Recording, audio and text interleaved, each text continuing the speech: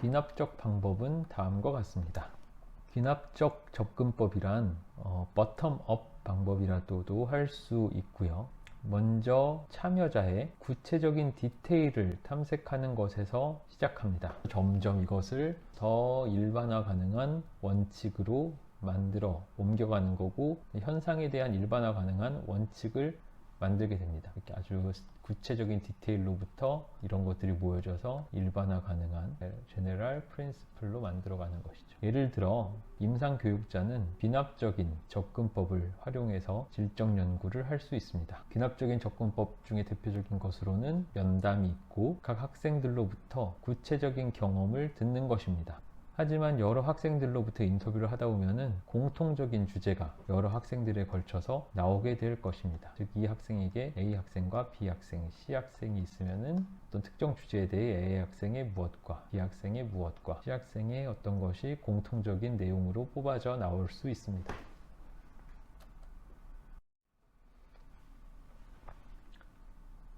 연역적인 방법은 이와 달리 연구 가설을 만드는 것으로부터 시작합니다. 관심이 대상이 되는 어떤 현상에 관한 가설을 만드는데, 이 가설은 보통 이론에서 출발하게 됩니다. 그래서 어떤 이론이라는 관점을 가지고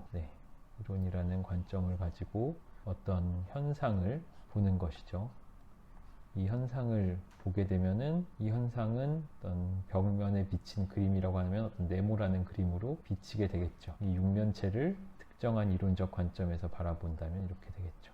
그래서 이렇게 이론으로부터 가설을 만들고 이 가설을 통계적 절차로 검증하는 것입니다. 검증을 하다 보면은 이 가설을 서포트하거나 반박하거나 둘 중 하나가 될 테고요. 인과관계에 대한 설명이라던가 일반화 혹은 예측이 이러한 방식으로부터 이루어질 수 있습니다. 그 다음 챕터는 연구에서 이론의 역할에 대한 부분입니다.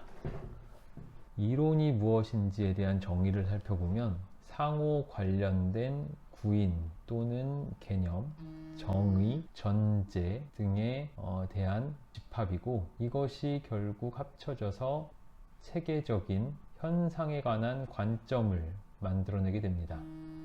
어떤 변인들 사이의 관계가 구체화되고 이 구체화된 관계를 통해서 현상에 대한 체계적인 관점이 만들어지는데, 그렇게 된다면 어떤 현상을 설명하거나 예측할 수 있게 될 것입니다. 연구 프로세스를 질적 연구든 양적 연구든 이론이 가이드하는 것이 바람직합니다. 귀납적 접근법에서 질적 연구자들이 먼저 연구 질문을 만들게 되는데, 그리고 나서 자료를 연구 참여자의 세팅에서 수집하게 됩니다. 그 뒤에 이 자료가 귀납적으로 분석되는데, 그것을 통해서 구체적인 아주 특정한 것으로부터 일반적인 주제로 나아가게 됩니다. 즉, 여러 참여자의 경험으로부터 카테고리와 쓰임을 생성하게 되는 것이지요.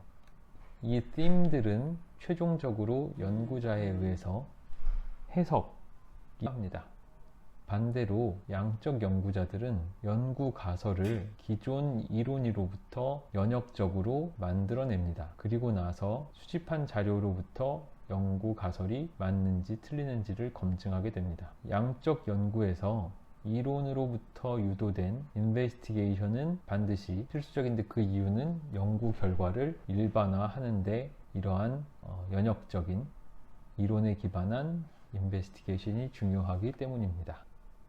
컨셉트, 컨스트럭트, 베리어블에 대해서 알아보도록 하겠습니다. 컨셉과 컨스트럭트입니다. 질적 연구에서 이론의 빌딩 블럭은 컨셉이라고 부릅니다. 컨셉은 인간 행동의 특정 측면을 추상화한 것입니다. 그래서 엠파시나 모티베이션, 동기, 공감, 동기, 고통과 같이 인간이 하는 여러 행동의 특정한 것들을 추상화한 게 이러한 개념이 되겠습니다. 그런데 연구자들은 이 개념을 직접적으로 관찰할 수 없습니다. 즉, 실세계에서 엠파시를, 모티베이션을, 페인을 직접적으로 관찰할 수는 없을 뿐이고 다만 이것을 construct라는 것으로 간접적으로 측정할 수만 있을 뿐입니다. 즉 empathy라는 컨셉이 construct로서 측정되기 위해서 연구자는 empathy라는 공감이라는 행동이 어떤 식으로 행동적으로 보여지는지를 확인합니다. 그래서 이러한 행동을 일종의 대리지표 혹은 프록시로 생각을 해서 이걸 다 합산하거나 요약함으로써 참여자가 표현하는 감정을 이렇게 엠파티라고 할 수 있는 것입니다. 베리어블은 하나의 컨셉의 하나입니다. 그래서 양적 연구의 관점에서 보자면 컨셉은 관찰 가능하고 측정 가능하며 서로 다른 값을 갖습니다. 양적 연구자들은 어떻게 또는 왜 현상이 다양하게 다른지에 대해서 관심을 가지고 있고 어떻게 어떤 변수의 차이가 다른 변수의 차이로 나타나는지에 관심이 있습니다. 양적 연구자들은 변수를 정량화합니다. 질적 연구자들은 변수를 정량화하지 않습니다.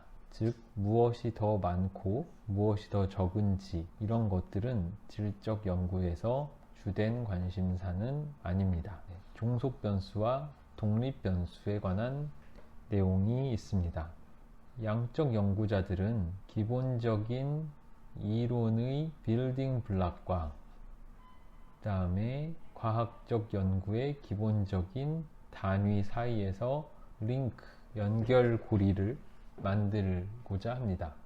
이 연결고리를 통해서 여러 베리어블 사이에 원인과 결과를 확립할 수 있습니다. 어떤 원인을 추정한다면 이렇게 추정된 원인은 독립 변수 혹은 프리딕터 혹은 익스포저라고 할 수 있습니다. 즉 어떤 것에 노출되거나 아니면 어떤가를 예측하게 해주는 남성이나 여성 혹은 연령 혹은 학년과 같이 무언가를 예측하게 해주는 것이거나 수업을 들었다거나 혹은 평가, 시험을 받았다와 같은 노출 역시 원인이 될 수 있습니다. 효과라고 추정하는 것을 곧 디펜던트 베리어블이라고 하고 이것은 반응 혹은 성과라고도 불리기도 합니다. 양적 연구에서 연구자들은 어떻게 독립 변수가 종속 변수의 변화를 유발했는지에 관심이 있습니다. 특히 독립 변수가 종속 변수를 예측할 때 그렇습니다. 예컨대 나이가 많아지면 어떤 것이 증가한다라고 예측할 수 있다면 이 두 관계의 원인과 연관성을 아는 것은 의미가 있을 것입니다. 그러나 의학교육 연구에서는 아주 많은 교란 요인들이 있어서 이 교란 요인이 인디펜던트 베리어블에 영향을 줄 수 있습니다. 어떤 경우에 연구자들은 이 인디펜던트 베리어블을 조작하기 어려운 경우가 있습니다. 즉 어떤 수업에 대한 노출에 따라서 학습이 달라진다고 했을 때 이 수업에 대해 노출될지 안 될지를 혹은 어떤 수업이 어떤 시점에 누구에게 어떻게 노출될지를 연구자가 온전히 다 결정하지 못하는 경우가 발생할 수 있습니다. 반면 질적 연구자들은 연관성이나 관계를 정량화하는 데는 관심이 없습니다. 그보다는 연구하고자 하는 현상의 기저에 깔린 의미를 탐색하는데 이걸 탐색하기 위해서 경험이나 연구 참여자 간 공통성이나 차이점에 더 관심이 있습니다. 여섯 번째 파트입니다. 양적 연구의 퀄리티 혹은 질적 연구의 퀄리티에 대한 디베이트입니다. 연구 방법의 측면에 있어서 대부분의 의학교육자들이나 임상의사들은 보통 관심이 되는 집단에서 무작위로 선택된 아주 많은 샘플을 대상으로 하는 연구를 생각하곤 합니다. 그래서 어떻게 무작위로 연구 참여자를 할당할 것인지, 즉 인터벤션을 받는 사람과 인터벤션을 받지 않는 사람 사이에 어떻게 무작위로 할당할 것인지를 고민하게 되고 또 어떻게 수치적 자료를 모을 것인지를 고민하게 됩니다. 그래야 통계적 절차나 연구 결과를 얻을 수 있다고 생각하기 때문입니다. 연구자들이 새로운 현상이나 현상의 새로운 의미에 대한 지식이 거의 없을 때는 질적 탐구 방법이 현상에 대한 심화된 이해를 얻기에 더 적합한 최선의 방법일 수 있습니다. 무엇보다 이것은 참여자의 관점에서 현상에 대한 이해를 심화시키는 데 좋은 방법입니다. 또한 어떤 현상에 대한 이론이 없을 때 역시 질적 연구 방법이 이론을 만들기 위한 수단으로 더 적절할 수 있습니다. 양적 연구자들은 어떤 이론에 의해서 가이드 될 필요가 있습니다. 그리고 이 이론이란 것은 많은 경우 양적 연구자들이 양적 연구를 통해서 개발한 경우도 많이 있습니다. 질적 연구의 결과는 지금까지 교육이나 practice, 교육적 실천에서 정확히 이해되지 못하고 있는 현상에 빛을 비춰줄 수 있습니다. 즉, 교육적 현상이 이 정도 있을 때 이만큼은 잘 알려져 있지만 아직 이 정도에 대해서 우리가 모르는 것이 있다면은 어떤 양적 연구를, 질적 연구를 통해서 여기에 이렇게 빛을 비춰줄 수 있습니다. 그래서 여기에 대해서 더 잘 이해할 수 있고 그 다음에 그렇게 시작된 이해를 바탕으로 양적 연구를 할 수 있겠지요. 여기에 더해서 질적 연구 방법은 가장 인간적이고 사람 중심적인 방법으로서 휴먼 비잉, 어떤 인간의 행동과 생각을 발견하고 드러내어주는 아주 인간적이고 사람 중심적인 방법이라는 장점도 있겠습니다. 논쟁을 살펴보자면 다음과 같습니다. 질적 탐구 연구 접근법은 종종 어떤 비판을 받곤 합니다. 특히 양적 연구를 하는 사람들로부터 비판을 받곤 하는데, 이 양적 연구를 하는 사람들의 입장에서는 현상이라는 것은 연구자의 행동과 독립적으로 존재해야 되기 때문입니다. 바로 실증주의적 입장이 그러하겠다고 볼 수 있습니다. 그래서 양적 연구자들은 양적 연구를 했을 때 더 객관적이고 가치에서 자유로운, 그러니까 뭐랄까 주관적이거나 선입견, 편견 같은 가치관에서 영향을 받지 않는 그런 결과를 얻을 수 있다고 생각하는 경향이 있습니다. 이러한 지적은 끊임없이 있어 왔는데, 의학에서 질적 연구는 아주 지속적으로 그 가치에 대해서 폄하당하는 경향이 있고, 질적 연구는 주관적이고 편향되어 있고 어떤 의견에 기반한 연구일 뿐이라는 비판이 있습니다. 또한 양적 연구자들은 질적 연구는 연구 설계 측면에서 충분히 스트롱하지 못해서 연구비 지원을 권장하지 않는다 라고까지 얘기하기도 합니다. 그래서 이 두 가지를 절충하는 방식이 있을 수 있습니다. 점점 더 많은 연구들을 살펴보면 질적 연구 방법과 양적 연구 방법을 결합하는 것이 중요하다고 제안합니다.